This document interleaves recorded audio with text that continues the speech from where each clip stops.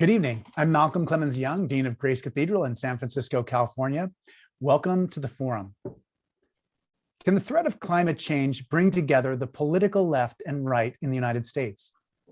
In the partisan politics that have become so divisive in our country, climate change is usually seen as a progressive issue, disregarded by conservatives.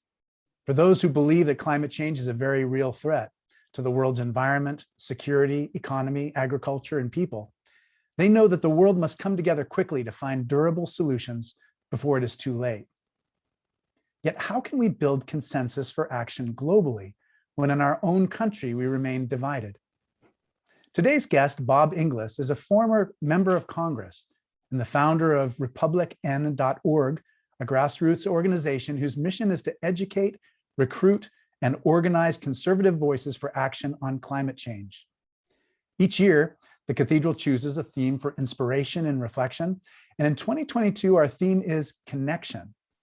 Today, we'll be talking about bringing the right and left in the United States together and leading the world to solutions on climate change. Bob, thank you so much for joining us. We're so blessed to have you tonight. Thanks for the opportunity. Wonderful to be with you. What do you think is the single most important thing you learned as an elected official that ordinary people might not understand? Okay, you want me to be, I was trying to be more serious, but it may sound facetious to answer it this way, Malcolm, but after 12 years of Congress, what I learned was smart is hard and dumb is easy. Yeah. That's what I learned, that really you can say dumb things to people and they will stand on chairs and cheer for you. You tell them smart stuff, and they'll cock their heads at you and scratch their heads a little bit and wonder where'd you come from?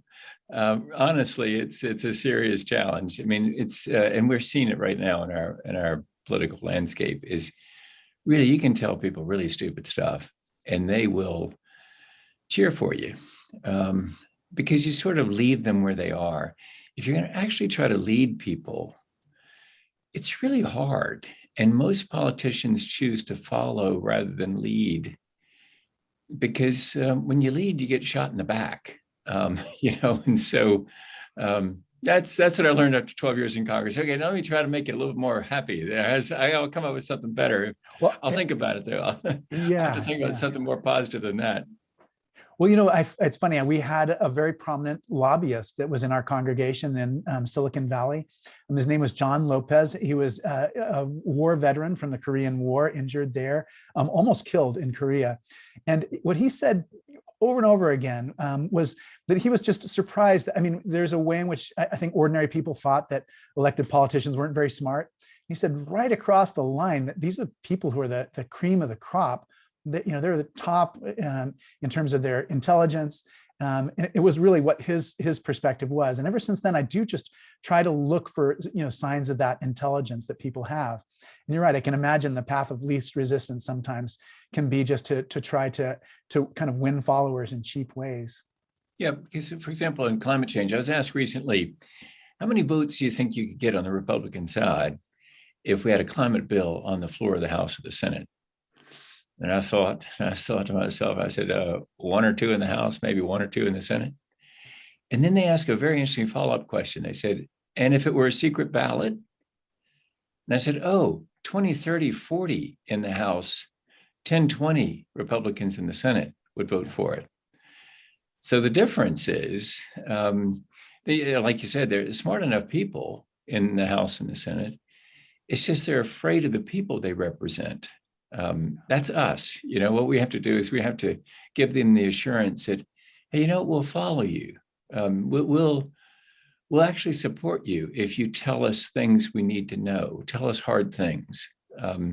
Because generally things that are good policy are going to be a little bit hard to explain, and stuff that's real easy to explain, you should really wonder whether it's really not going to work. Yeah, well, especially in our lifetimes, just the complexity of these systems, the complexity of these issues, it's just increasing over time.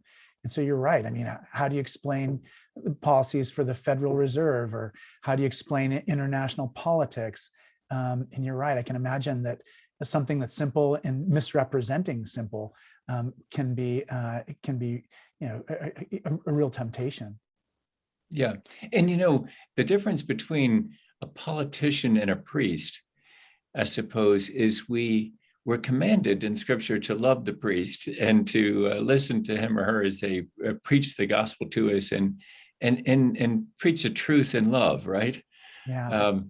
Politicians are rewarded and evaluated in different ways. So like, no, don't dare teach don't dare preach the truth in love. Just tell me what I want to hear. And so different roles. Maybe too often for me, I was thinking I was elected priest rather than politician. I'm glad you mentioned that, because I do feel a certain amount of protection to say things that are uncomfortable. Yeah. And it's a blessing that I look at it sometimes as a burden, that because I know what the right thing to say is sometimes. And I really respect the people who are in the congregations that I serve. So I'm not assuming that I have some, secret hold on the truth that they don't have. I mean, we're reading the same journal articles and newspapers, et cetera. But you're right to be reminded that I do have a certain freedom to be able to be prophetic, and I should look at it that way instead of as a burden of just like, oh, I'm going to make them hate me this week. Yeah. I wonder if you can talk about some of the heroes that you had as you grew up. Just like, who are some of the people that you admired? And then I was wondering if, during your time in office, I wonder if you can talk about new heroes that you were acquiring. It's sometimes we don't talk very much about the people who become heroes to us in our adult life. Yeah, I guess growing up, my mother used to tell me actually that I was either going to be a preacher or a politician because I talk so much. And so I was the fourth of five kids, and I'd stand on the hearth and just sort of start holding forth. And so she said, you're either going to be a preacher or a politician. And you became both. Yeah, I got it. So, for me, I was very interested in politics from a very early age. And so probably a hero was John Kennedy, the thought of being in the White House with little kids climbing out of the desk in the Oval Office, that was sort of my picture of what it's all about, and of course he's remained a hero. As I read, for example, the Rice University speech, if you go on YouTube and look at that, I think it's got thousands and thousands of views. About 450 of them are me. That's great. Listening over and over, and I cry every time. Yeah. Because that speech is why in the 2010 cycle, the cycle when I was tossed out of Congress, I actually put in our brochure, when leaders are optimistic, they're saying they believe in the people they represent. And that's what JFK was saying in that speech. He says, and I get cracked up sometimes just trying to say the words, he says that some of the materials needed for the spacecraft hadn't been invented yet, he admits. No matter, we're going to the moon before the decade is out. I mean, what that exhibits to me is an incredible optimism and hope in the American people that we're going to do this thing, and so that's certainly one of my heroes.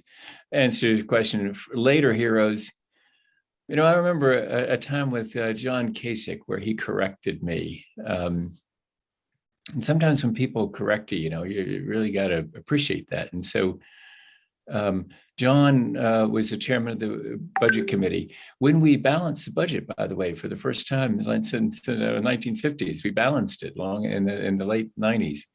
And so John had us, all those budgeteers, over for dinner, and he was sitting at the head of the table, and there's a guy between me and John, and thankfully I can't remember who it was.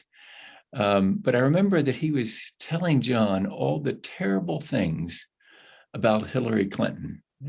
Bill Clinton was in the White House. Hillary was the first lady. all the awful stuff, about how the black helicopters and the Mina and all those things that maybe some of your listeners don't know what in the world I'm talking about, but just know there are conspiracy theories about Hillary, just like there are about current people. And so John hears all this, and I'm there to my shame now, giving nonverbal assent, sort of like, yeah, John, what about that? And John looks at that guy and looks at me and he says, why would you say that about her? She's a brilliant and beautiful woman. Why would you say that about her? That's the chairman, the Republican chairman of the Budget Committee, correcting me and this other guy.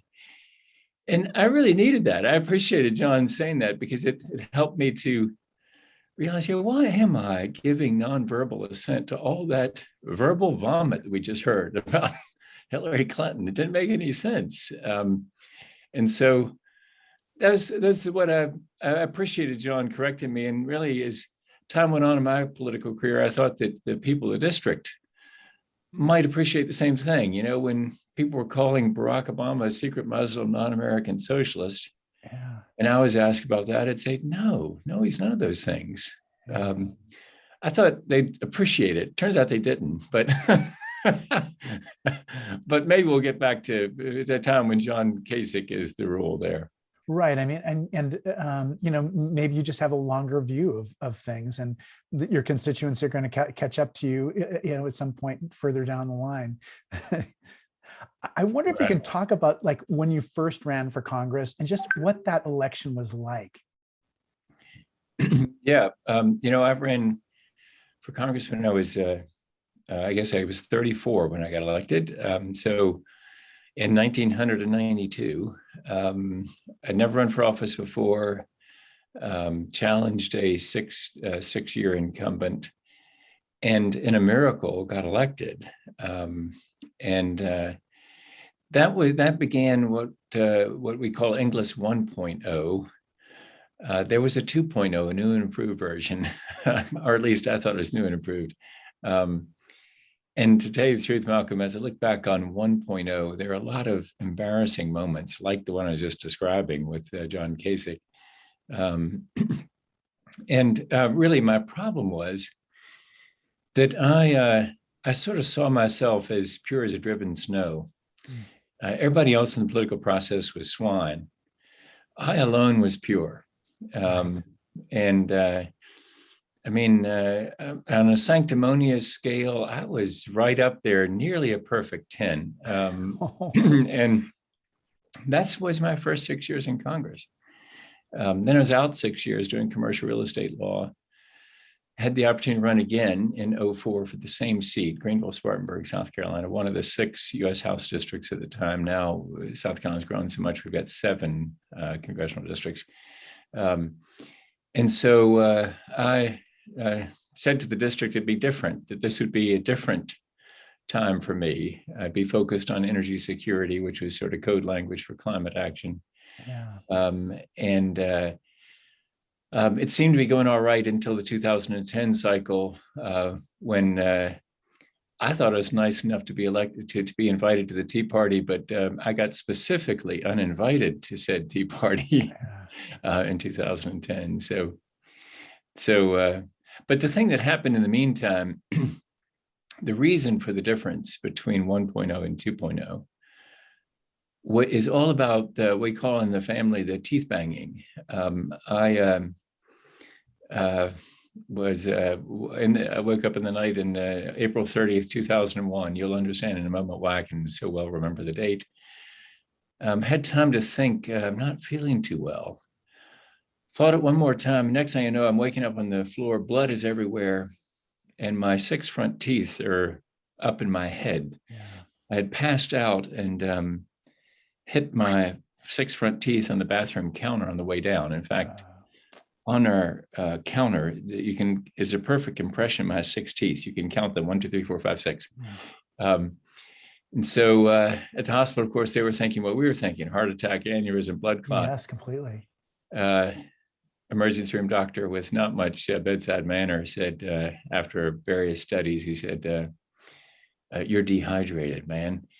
After age 30, he says, your body's at its peak at age 30. Every decade thereafter, it's downhill. Take better care of yourself. Drink more water. What about the teeth? Oh, just make an appointment with your dentist in the next couple of days.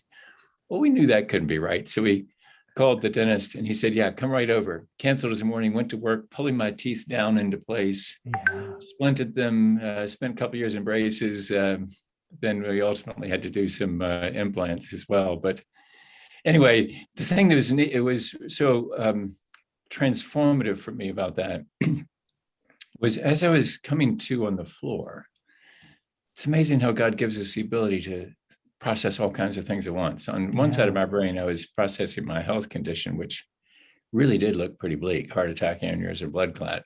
It turned out to be, as I say, dehydration. On the other side of my brain, I'm remembering a sermon about God appearing at the bar of justice to be tried essentially by Israel. In old courthouses, there's a bar of justice where the defendant has to stand to hear the charges against him. Yes. And so in that moment, it's like, God, no audible voices, the can's closed. I'm not going to declare it an audible voice, but just this flooding thought. What are you going to do, Bob? What are you going to do now? Because I had lost a Senate race in 98 after 6 years in the House. I tried to run for the Senate, lost a race. Terribly disappointed by that. Thought it was God's fault. Put him on trial for 3 years. And that teeth banging was the end of the trial, because what he basically said was, Bob, the difference between you and Senator Hollings, who I had challenged unsuccessfully, who you make out to be the most arrogant guy in the world, and my righteous standard is, well, you and Hollings are standing shoulder to shoulder, and my righteous standard is like eternity from the two of you. Yeah. Do you want to talk to me about the grace that bridges that at the cross, or relative justice between you and Hollings? Yeah, grace. Let's talk about grace. Oh, good. It's going to change everything about you. And so I went back for 2.0, just really sort of embarrassed, frankly, about a lot of 1.0 and all the sanctimony, and realizing I was no better than anybody in the political process. All sinners in need of grace, all beggars looking for bread.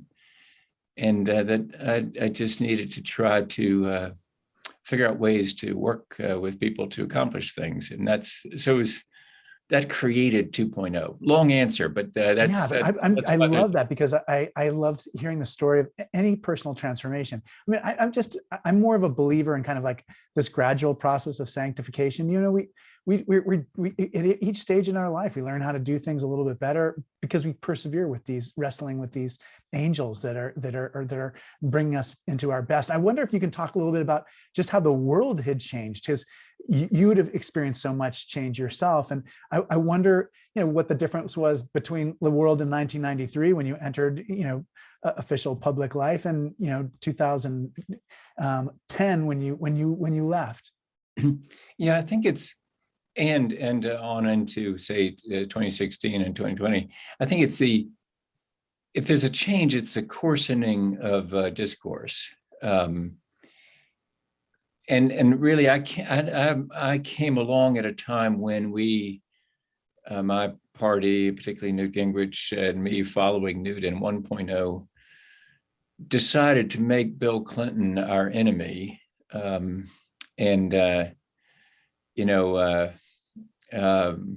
Al Gore I hated, and therefore I couldn't hear about climate change, because for that first 6 years I just said it was nonsense. All I knew was Al was for it, and therefore I was against it. Yeah, pretty ignorant, but that's the way it was my first 6 years. So yeah, there might have been a period before that when it was when there was more collegiality, but I came along in a scorched earth period. It's just that the discourse has gotten even coarser. I don't think anybody would have said the kind of things that, say, we heard in the 2016 race. Nobody had said those kind of things.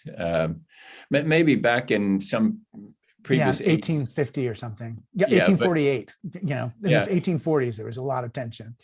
Yeah, I guess Abraham Lincoln had to face pamphlets in towns when he rode in on the horse that said he was descended from an ape or something, Yeah, or terrible things. whatever. You're right. Exactly. But long about somewhere with that handsome President JFK or something, and people sort of controlling a little bit what they said in public, maybe. But then that fell apart, and now we have a very coarse discourse, really. Yeah, I definitely am so conscious of that. And I wonder if you can talk a little bit about why you think that is. And, is there a way forward, for us to just to be colleagues again and to see that we're all, we care about the common good and to be able to work together for the sake of the common good. You had the right word. It's transformational. If you, the only source I know of that is grace, really, for that transformation, because but it works, so I think of, for example, my relationship with Bill Clinton. I just hated Bill Clinton. And I had the opportunity to ask his forgiveness for that. I went to see him in his office in Harlem. Yeah. And it's the two of us and a note taker. This is after he left the White House, and so this is probably about 2006 or 7 or so. And I said to him, I'm here to ask your forgiveness. I think the note taker is over there writing down, this is the strangest meeting I've ever been in. This guy is here to ask for forgiveness. He's putting that in the notes. And I said, I hated you because you were beating my good and decent friend, and he was my friend, George H.W. Bush. And I hated you so much that when we got elected together in 92, him president, me, my first time to the U.S. House, I asked to be on the Judiciary Committee so that I could impeach you, I told him. And he sort of flinched. Yeah. And I said, yeah, I know you hadn't done anything yet, but so much did I hate you. Yeah. And so I said, it wasn't good for my soul, it wasn't good for the country. And so please forgive me. Although he didn't use the most wonderful words you could ever hear, which is "you're forgiven," in every way he's expressed that to me, that he has granted that forgiveness. And so now my phone rang just before Christmas, and it was Bill Clinton calling just to say Merry Christmas. Oh, so that's nice. That's transformational, and I think it's only grace, and really it's the grace in my life specifically came from the teeth banging. So yeah, it's people who are really profoundly people of faith can do surprising things, because there is a way in which a part of it is setting your ego aside, and when you do that, you do surprising things, and miraculous things happen. And you getting a call from Bill Clinton at Christmas counts as a miracle to me. Yeah, and I gotta tell you, there are all these points along the way where that kind of thing happens. So the mutual friend who arranged this conversation tonight, our friend Larry Brilliant. Yes. Here he is, a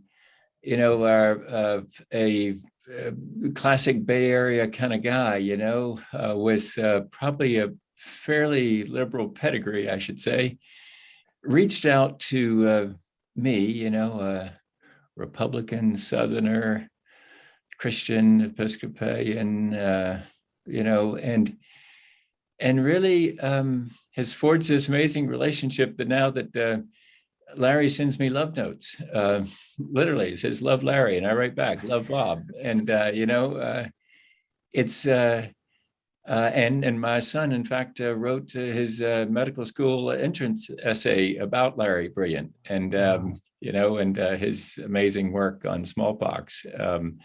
That's why he's on all the shows right now, about right.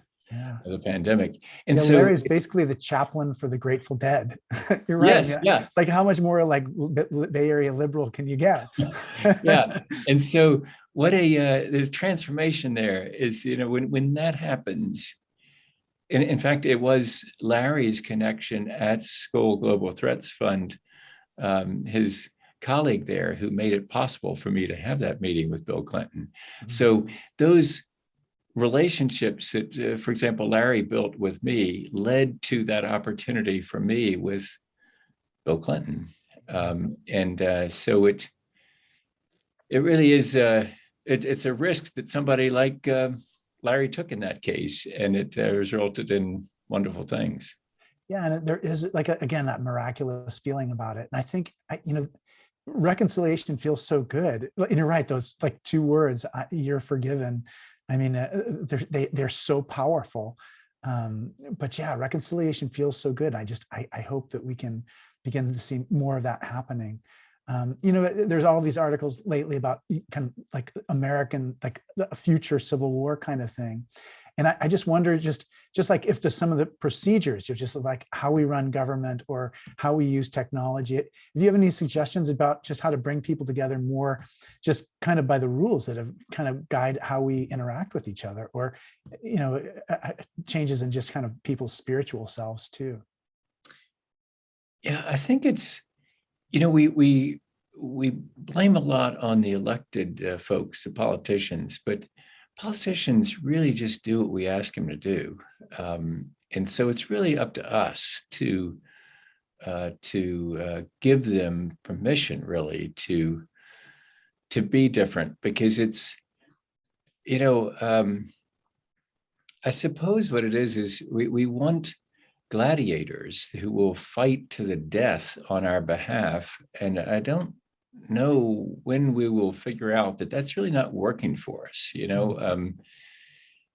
but I hope we will figure that out. I think we're beginning to figure it out, by the way, on climate change, because that seems to be passing. The disputation of climate change. A lot of people call people deniers that reject climate action, but they say that's terrible because it equates them with Holocaust denial. So we give them the courtesy of calling them disputers of climate change. The disputers are really in decline.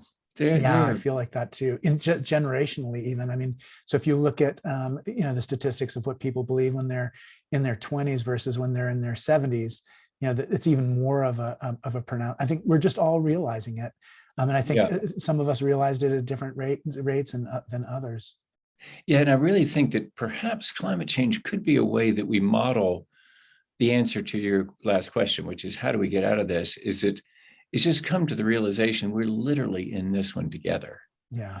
I mean, at some point, we're going to realize that what we've been having is something of a food fight with the medium that we're picking up handfuls, where we're sitting in the petri dish, and in the medium, the experiment is being done on us.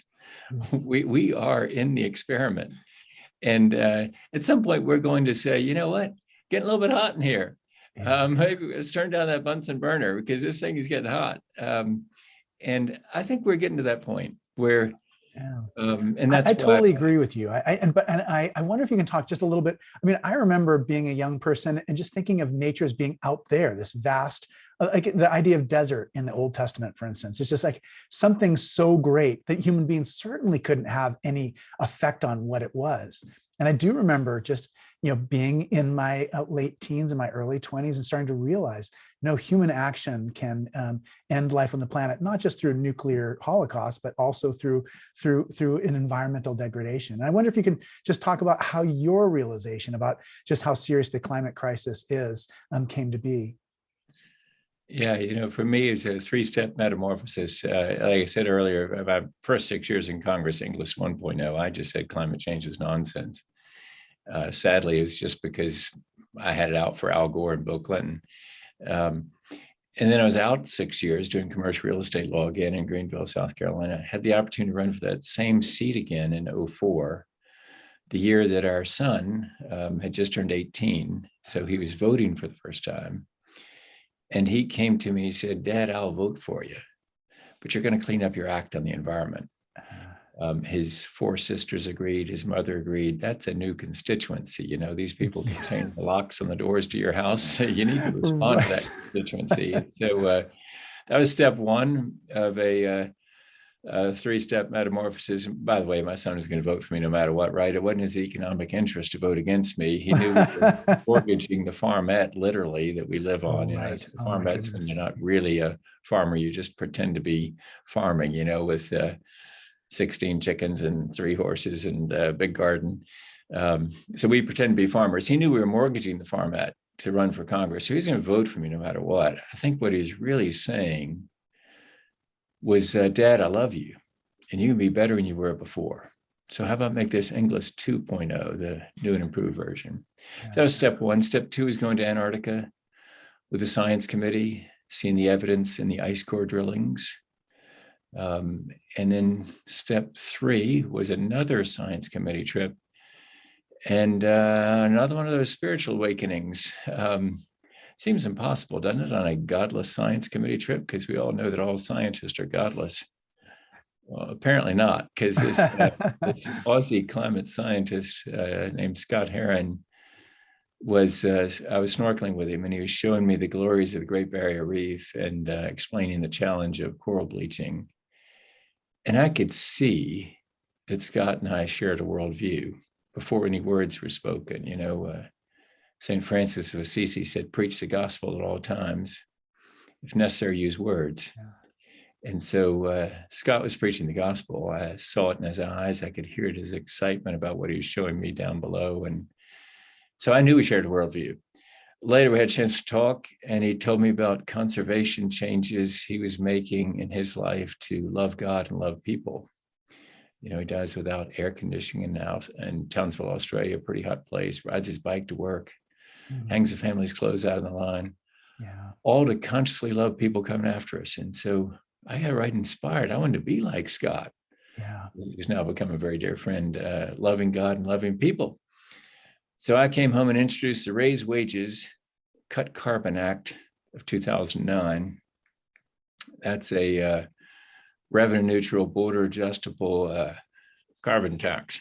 Pay no attention to those last 2 words I tried to say in that 2010 raise. Didn't work. That got me to that and some other heresies against the Tea Party orthodoxy. George Schultz was a dear friend of the cathedral before he passed away. And he was one of our forum guests too.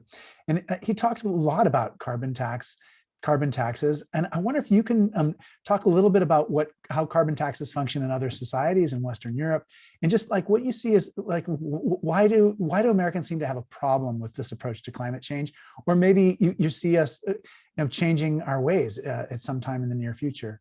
But I'd love to hear what your take is on carbon taxes. Yeah, I think it's like somebody said of the financial crisis. It's amazing how the impossible went to the inevitable. Yeah. Without ever passing through the probable. Yeah. And I think that a carbon tax is just that. What appears politically impossible, I believe, will become inevitable without ever passing through probable.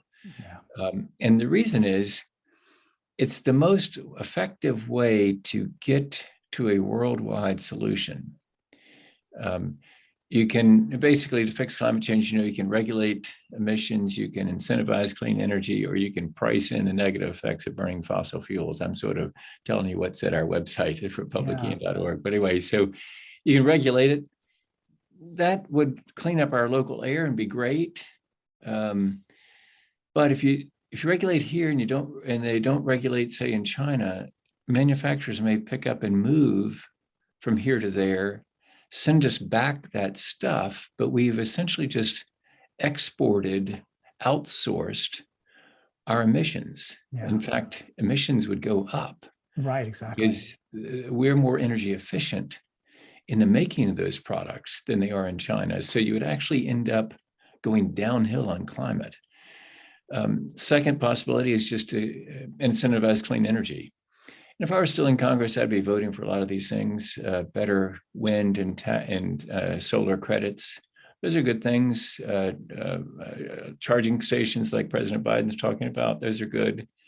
I'd be voting for those things, but we got to realize perhaps the same limit, which is clean energy can be incentivized here in America through the American tax code, but Chinese companies don't pay American taxes. Yeah. So you can't incentivize them through the tax code. And unless early adoption America brings the price of all that stuff down so that it can be afforded around the world, and that's a big question right there. Rich America can afford technology, but if you don't make it affordable enough to reach the whole world, you're not yet solving climate change. You're just like in that regulatory situation where cleaning up local air, but you're not fixing climate change. Yeah. So the third option is this one about pricing in the negative effects, and that's the hard one. It's the one, back to that thing about how smart is hard and dumb is easy.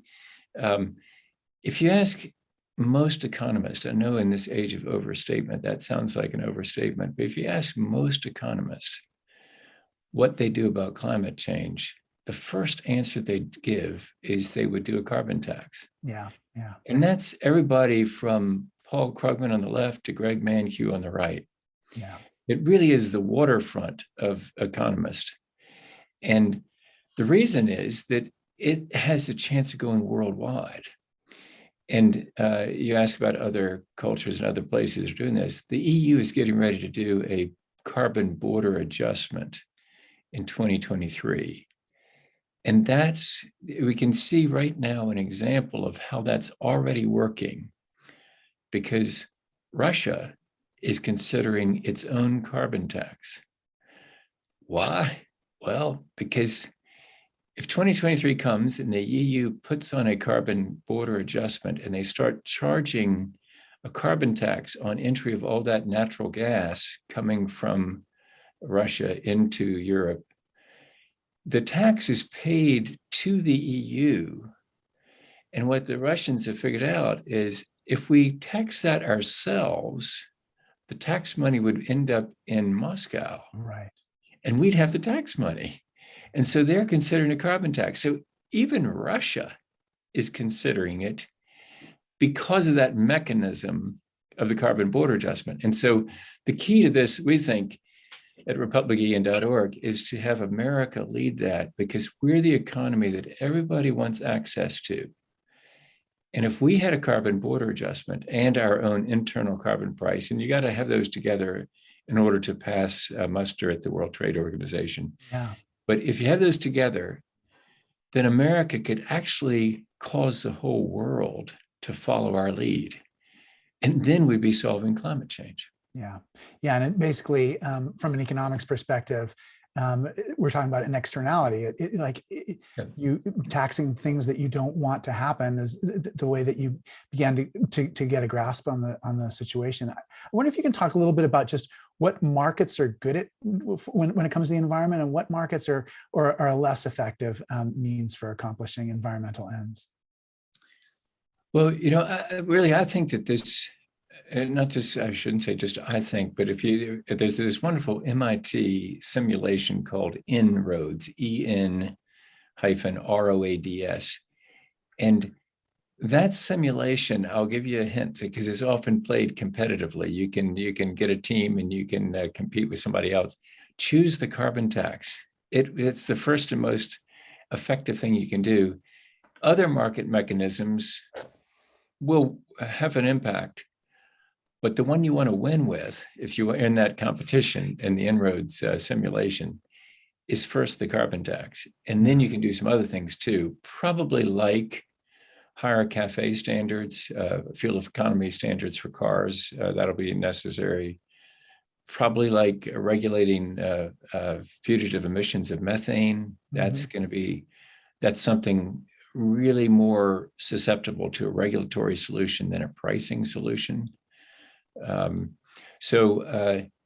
those are some of the mechanisms that really can move the needle, starting with internalizing that negative externality through a price, and then perhaps having to do some other regulations like fuel economy and like controlling fugitive emissions of methane. Because of course, methane is a very potent greenhouse gas. Yeah, and I love what you described too. I mean, in some ways, if we could get our political house in order, it would really drive real change for the entire world if we were able to agree on some of these policies. Yeah, and it really would model that behavior of saying, you know what, we are in this together. Enough of having the gladiators fight to the death the other side. They're not our enemies. They're our countrymen, actually. Yeah. And so that's our challenge. And another challenge I think is Malcolm, that is particularly I hear about from Californians is the question of how to deal with the environmental justice aspects of this, because we have a real problem, which is that if you look at the siting of polluting stuff, Yeah. it's quite often in poor neighborhoods, and those are quite often people of color. And so the result is that they're really taking it in their lungs, this stuff, and in their water. And that's the carbon tax actually helps with some of that. It doesn't deal with all of it, though. And this is what I'm hearing from Californians, is that it won't solve that all of environmental justice, to which I'm happy to admit that, no, you're right. It does not solve all of that. A great deal of that, of the environmental justice problem and challenge, has to be solved in local zoning decisions, where it's up to county councils and city councils as to where to put that wastewater, the sewer treatment plant. We put it over there in that nice neighborhood. No, let's put it over there in that poor neighborhood. That's where a lot of those decisions are made that will make a difference in environmental justice.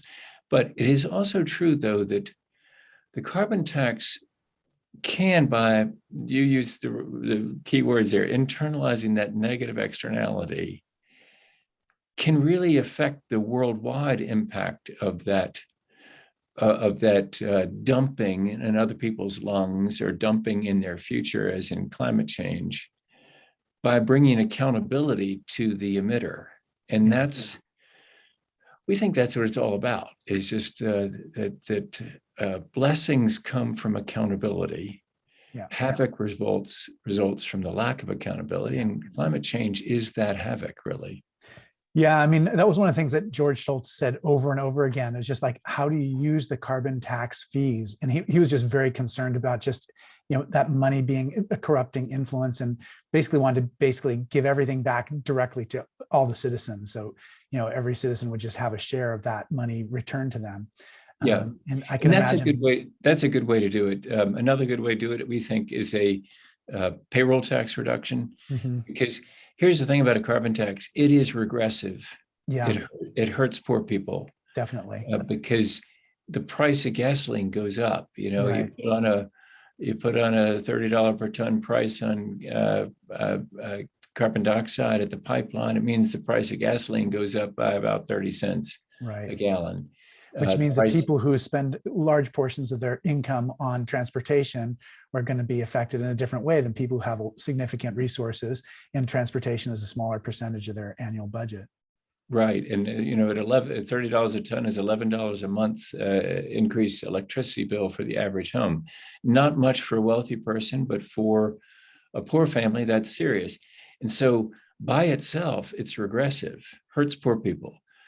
And I believe, as a conservative who says that we really are about helping all people, give them opportunity, we're not so big on guaranteeing outcomes, but we are supposedly big on guaranteeing opportunity, that we really need to be concerned. We should be the first people talking about the problem of regressivity. So people like George Shultz were definitely aware of the problem of regressivity. And the answer is to dividend the money back, like Secretary Shultz talked about, or say cut the payroll tax, which is the 6.2% that the employee sees in the FICA box on their paycheck. They don't see the other 6.2% that the employer pays. Right. The whopping 12.4% tax on the first dollar of income, whether that job is a second job at McDonald's, or whether it's at Microsoft. It's 12.4%. You reduce that tax, you put on a carbon tax, the Congressional Budget Office says the bottom 70% of Americans do better. It's only the top 30% that do worse, because they get big houses and heated pools and they fly on corporate jets, and they're going to pay for those emissions. But poor people would actually come out better. We have a tradition on the forum. We actually take questions from our audience, and I'm already starting to get some of the questions. So I'm going to share some of those. The first one is, can you comment on how you feel the people of your district are being represented by your successor, or more accurately, were represented by, since he's now a TV personality? Oh, yeah, thanks. It's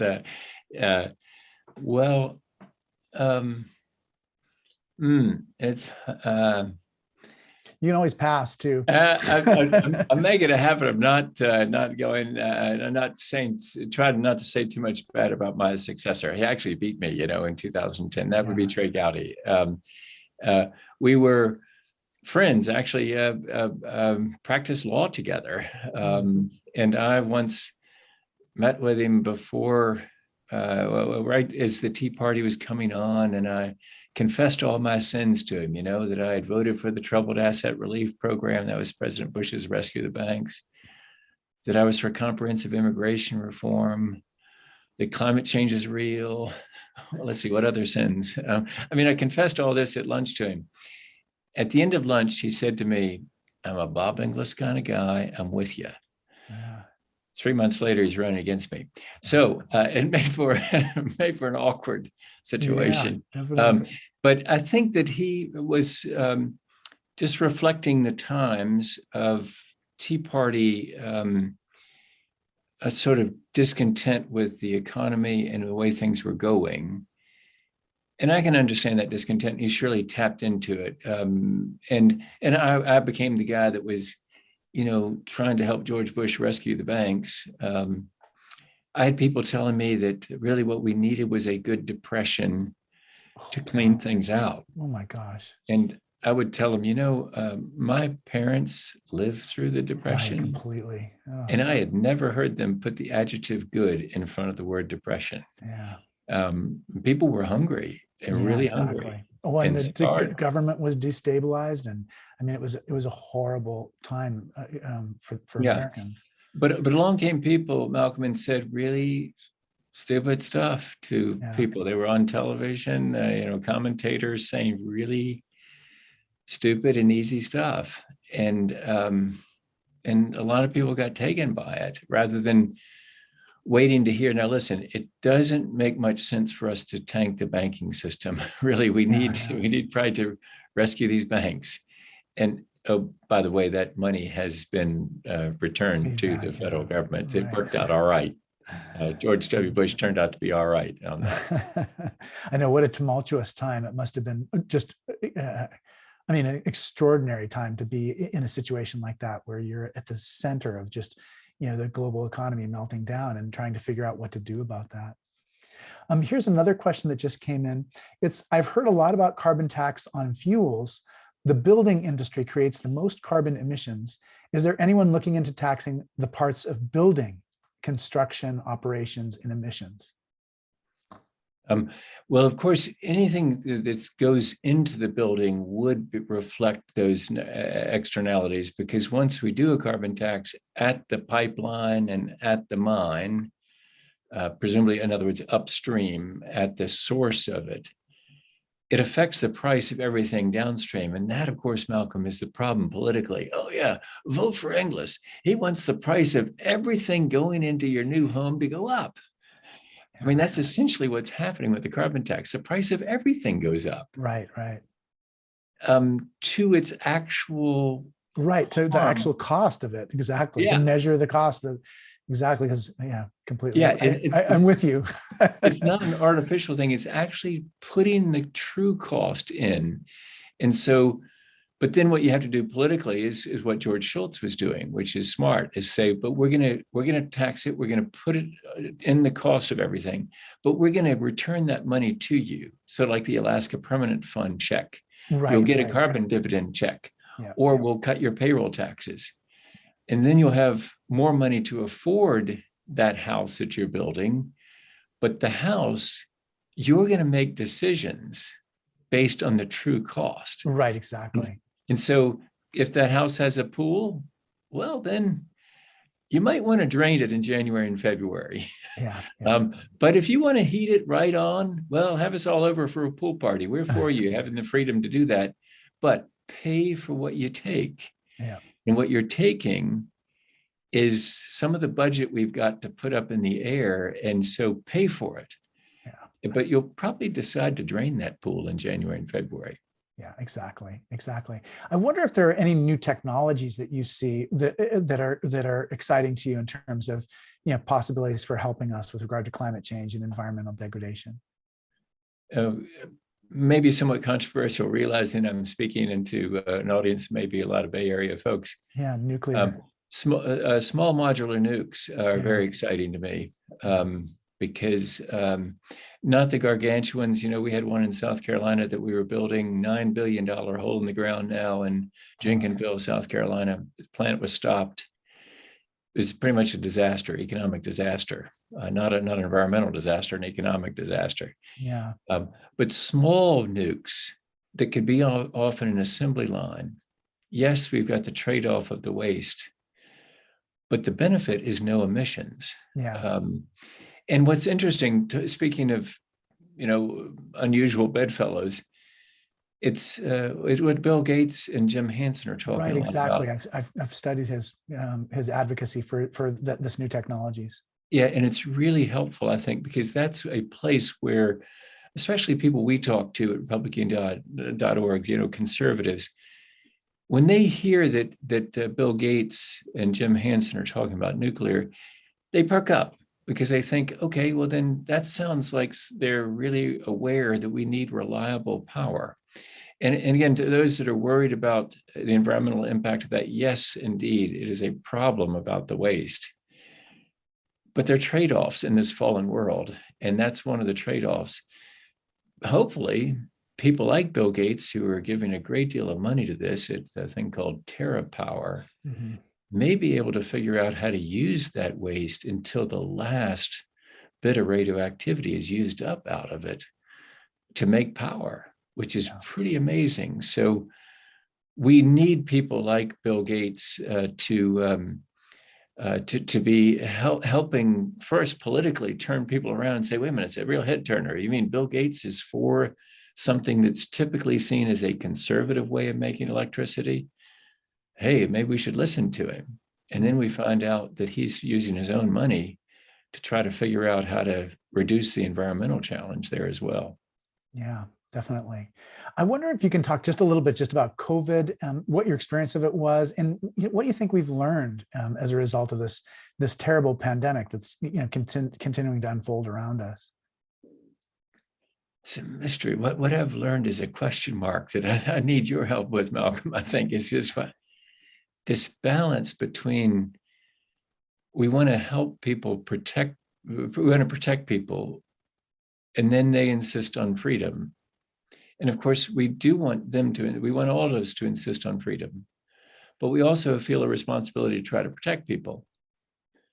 And so balancing that thing of freedom with protection is what is a real head scratcher for me in this pandemic. And I think you were asking earlier whether there's a change in sort of public thinking. I remember as a kid lining up at Bluffton Elementary School to get the polio vaccine. Right, exactly. Great analogy. It was on a sugar cube, I think, as I recall, and it was down at the principal's office. And of course, we all lined up and got it. And I don't remember any parents objecting, thinking, of course, for goodness sakes, this is a terrible disease. And now, thank goodness, Jonas Salk figured out how to deal with it. Yeah, exactly. And why in the world we didn't greet this incredible miracle of this God-given talent of these people who came up with a way to deal with COVID. Why so many of us decided to reject it is a mystery to me. And it shows the danger of this coarsened discourse, because it's literally caused people to die. Yeah, I mean, I think it's become kind of a, like, I guess things that shouldn't be identity markers have become a marker of identity, like tribalism almost. So, you're right. I mean, just everybody I know who's over the age of 40 has been vaccinated, not for the COVID, but for polio, from mumps, measles, and so why did all of a sudden people start objecting to this particular vaccine? I agree. It's that element, the way that it became a kind of political marker. It's very unsettling. Yet it's almost as though the success of the speed with which the scientists were able to do it became the source of doubt that some bad actors could work with. Yeah. But rather than celebrating the speed and the sweat that those people put into it, they should be lifted up as heroes. Oh, I know, completely. And yet they were greeted with suspicion. And so I think that maybe gets to the root of it. It's whether we have trust or whether we are possessed of such distrust. But distrust, it means you really, trust is vulnerable. You have to open yourself up if you're going to trust somebody, or trust, this help. It is a vulnerable position. Distrust is a very sort of safe position because you're not letting anybody in.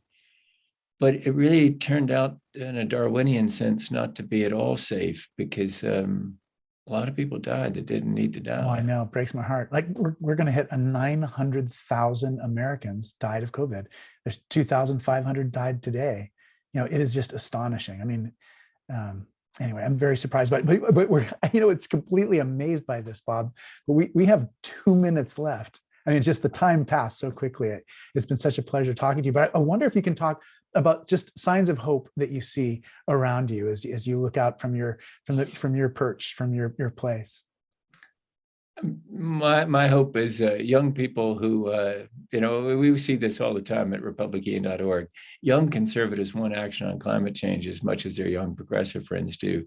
So I think they've come to understand faster, maybe because they've been duped on social media about picking up a thread and then retweeting or reposting, and then later being embarrassed to find out that it wasn't accurate. They're a little bit more savvy than their parents and grandparents in that way. They're a little bit more circumspect about the information. And I think they also apparently plan on living on the planet longer. So they're committed to action.